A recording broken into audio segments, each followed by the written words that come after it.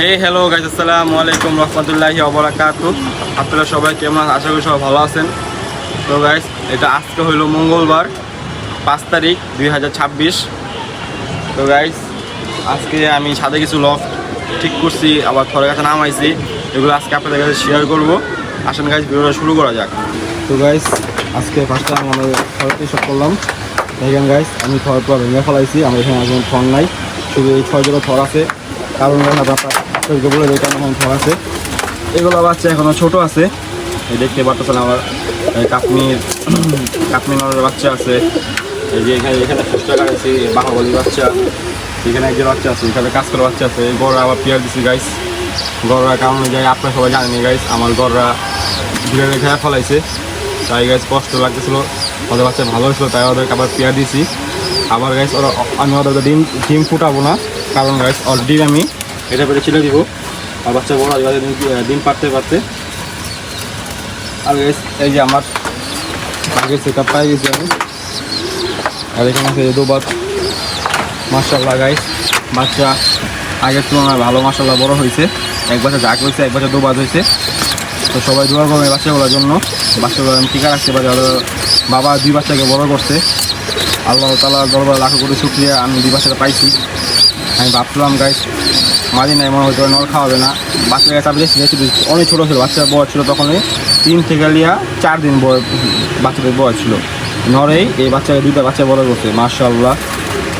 এখানে কিছু ঘরের বাচ্চা আছে, এই যে মোড়ে টোড়া গাইস এগুলো টিকছে। এখানে বড় অল্প করে বাচ্চা আছে, 10-12টা বাচ্চা আছে এখানে।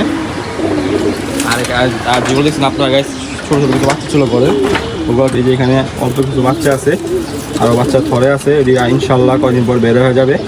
এগুলো সব বড় হয়ে গেছে, তাই ওদেরকে বের করে ফেলাইছি। এইগুলো সব বাচ্চা বের করে ফেলাইছি। সবাই ওদের জন্য দোয়া করবেন। আর ওদের জন্য আমি টিকা রাখতে পারি। আর সব করে এগুলো সব করে ভ্যাকসিন করা আছে। আল্লাহ চাইলে সব কিছু সম্ভব। তো গাইস, আপনারা সবাই দোয়া করবেন আমার বাচ্চাগুলো সবসময় সুস্থ থাকে। এগুলো বাচ্চা, এটা হলো তাম্বালা, মুসলদমের পেটে তাম্বালা বাচ্চা বেরিয়েছে। এটা হলো আমার বাহুবলীর বাচ্চা, এটা হলো বাহুবলীর বাচ্চা। এটা হলো গাইস বাগামালির বাচ্চা। এটা হলো আমার তাল কাজ করার বাচ্চা। এই 2টা বাচ্চা এই জোড়া বাচ্চা। এটা হলো আমার আমিনরের বাচ্চা। এটা হলো আমার পাঙ্কিনরের বাচ্চা। এটা আমিনরের বাচ্চা। এটা আমার বাগামাদির বাচ্চা। এটা নাপ্তামাদির বাচ্চা। এটা পাক্কাটা পেয়ার দিছি, নতুন করছে আপনার সবাই যা বলছিলাম আমি ওদের বাচ্চা। এটা বাহুবলীর বাচ্চা। এটা বাহুবলীর বাচ্চা। এটা আমিনরের বাচ্চা। এটা খাকিমাদির বাচ্চা। এটাও খাকি বাচ্চা। ওটা হলো মাকার বাচ্চা। এটা বাহাবাড়ির বাচ্চা। আর এটা হলো আমার ভাগার বাচ্চা। তো সবাই দোয়া করবেন গাইস, বাচ্চাগুলো যে আমি সবসময় টিকে রাখতে পারি। আর এই যে ছাদের অবস্থা এখন এইরকম।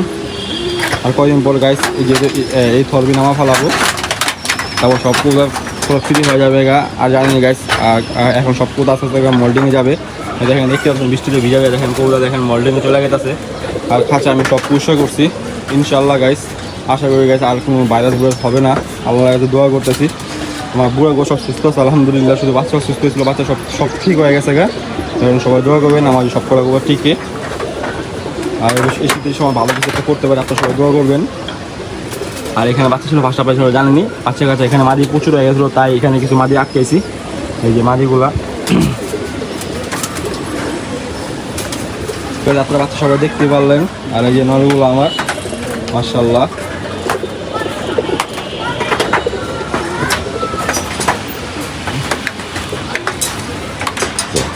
আমার বোন দেখেন, ওর দেখেন আপনাদেরকে দেখেন মুসলদম। এই দেখে একটা পাখি দিয়ে ফাটা বেড়া গেছে দেখছোস গাইস। এই গোবরটা আমরা কিনলাম পুরো পিওর গোবরটা। দেখেন গাইস, মানুষটা কি চলে হতে পারে। দেখেন গাইস পাকটা দেখেন, আমি আজকে খেয়াল করলাম। দেখেন গাইস, এই গোবরটা আমি পুরো পিওর কিনছি বললাম।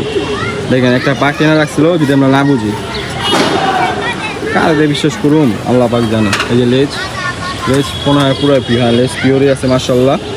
আর চোখটা দেখালো, এই যে নখটা, এটা আর কিছু আজ প্রায় দেড় মাস প্রায় হয়ে যাবে। এই নরের চোখ নজর মাশাআল্লাহ। তো কুকুর সব ছেড়ে দাও আস্তে আস্তে করে, আগে মাঝে ছাড়ো। এই যে মাঝে থাকতে বিসমিল্লাহ। এখানে মাঝে অভ্যস্ত না সেভাবে বের হইতে হয়, ওদের নতুন রাখছি। বিসমিল্লাহ, বেড়েছে একটা মাদি। এখানে কিছু পাক্কালে কবুতর দিয়ে রাখছি। আমার কাছে একটা পোস্টার আছে গোলা, আপনি দেখা যায় যে গোলা পোস্টারটা অলরেডি রাখছি এখানে আমাদের সাথে একসাথে রাখছি, কারণ এই গোলাটা এখন আর ছড়া যাবে না, তো তাই গাইস ওকে রেস্টে রাখছি। আর ইনশাল্লাহ আবার কদিন পর ওর জন্য একটা ভালো একটা নর আনবো। সবাই জানি নরটা মরে গেছে গা, তাই ওর জন্য একটা ভালো একটা নর কালেক্ট করে আবার ওটা কেয়ার দিয়ে আবার ডিম চালবো পেটে। সমাজ হয়ে যাচ্ছে বিসমিল্লাহ।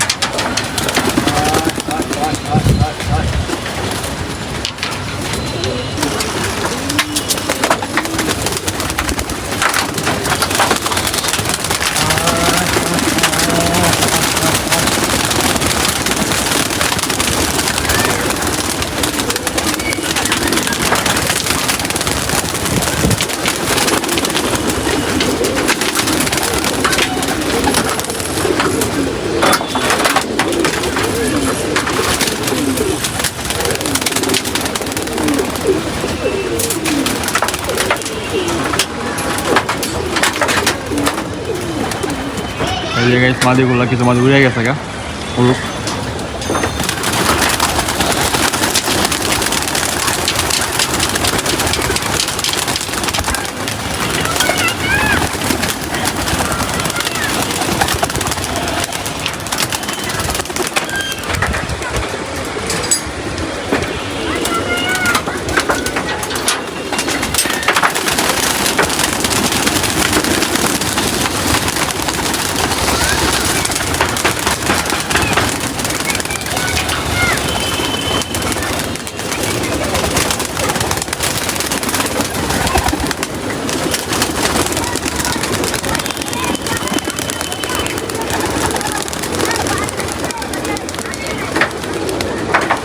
মাশাআল্লাহ গাইস সব কোথা বের হয়ে গেছে, কিছু কোথা উঠতে আছে, আর এখানে অল্প করে কোথা আছে, এগুলো সব ছড়ে আছে ইনশাল্লাহ। এদের বাচ্চা হয়ে গেলে গা এবার সবাইকে এগুলো সব লাগাল কবুতর আমার, এগুলো ছড়ে আছে।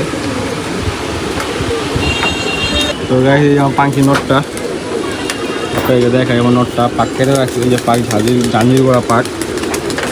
এই নরের আমি 3টা বাচ্চা পাইছি, তিন বাচ্চা বাড়া গেছে।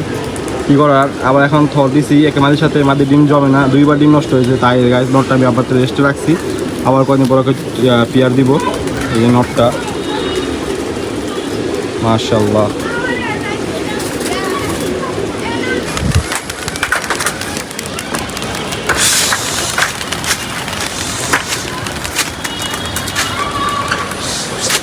আমি তো সবসময় বলি গাইস আমি সপ্তাহে একবার নর্মাল মিলা ছাড়ি সবসময়। আগে আমি বিষয় বলছি সব পাক খারাপ আছে, এগুলো সব মল্টিংয়ে যাবে আস্তে আস্তে করে গোসল দেবো, তাই ওদেরকে ছাড়ছি। আর আমি সপ্তাহে 1-2বার গোসল দেওয়ার চেষ্টা করি কবুতরকে। যে চাল নিয়ে উঠতেছে অল্প করে কবুতর উঠতেছে উড়ুক।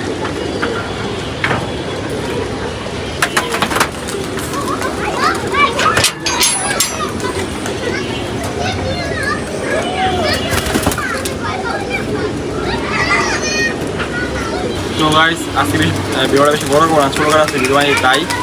তো গাইস ভিডিওটা কেমন লাগছে অবশ্যই কমেন্ট করে জানাবেন। আর ভিডিও ভালো লাগলে অবশ্যই লাইক কমেন্ট শেয়ার সাবস্ক্রাইব করতে ভুলবেন না। প্রত্যাশায় বেশি সবাইকে আসসালামু আলাইকুম।